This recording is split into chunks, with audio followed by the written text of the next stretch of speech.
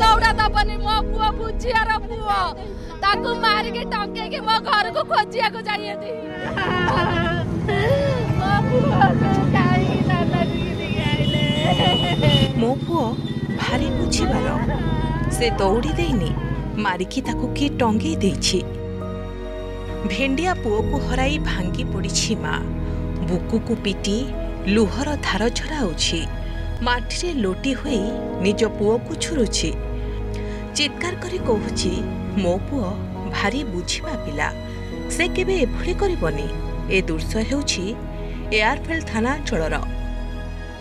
गुरुवार एयरफील्ड थाना अंचल जड़े युवक झुलंता मृतदेह मिलिथिला। तदंतरे मृतक एयरफील्ड थाना अंतर्गत वीरबंध गाँ हरिजन साहिर जीतू भोई बोली जना पड़ा। से डीजे लाइट एंड साउंड रे काम करुथिले। बुधवार 2 प्रहर शेष थर पर घर को आसी आज सकाळे तांको मृत्यु खबर पहुंची परिवार निकट में। तेबे से आत्महत्या करिथिबा पुलिस संदेह करुथुबा बेले परिवार लोके आनिछंती हत्या अभियोग।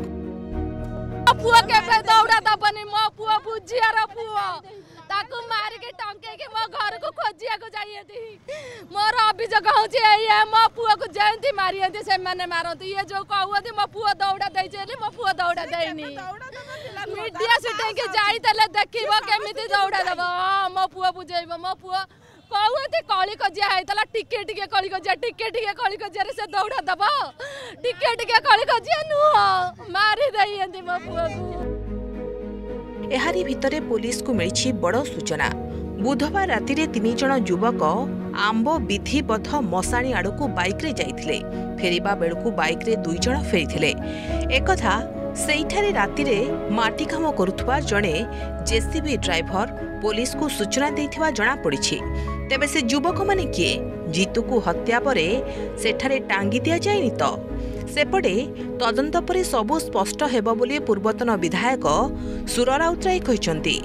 पोस्टमार्टम रिपोर्ट रो बाहर प्रकृत तथ्य कौन मर्डर की आत्महत्या किंतु आमर संदेह होची मर्डर जेहेतु डिस्टेंस प्लेस रे मरी पड़ता ना कौन रे इनक्वारी हवा दरकार ना ना आम से स्ट्रांगली पोस्टमार्टम कराइबो स्ट्रांगली इनक्वारी कराइबो प्रकृत तथ्य बाहर करिबो जदि किसी मर्डर होइतब जेमति कोड़ा दंड पाइबो व्यवस्था करिबो।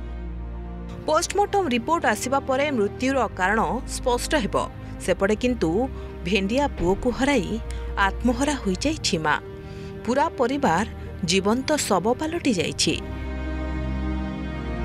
Bhubaneswar camera person Khurshid Mamali Bebarta report Prameya news 7 digital.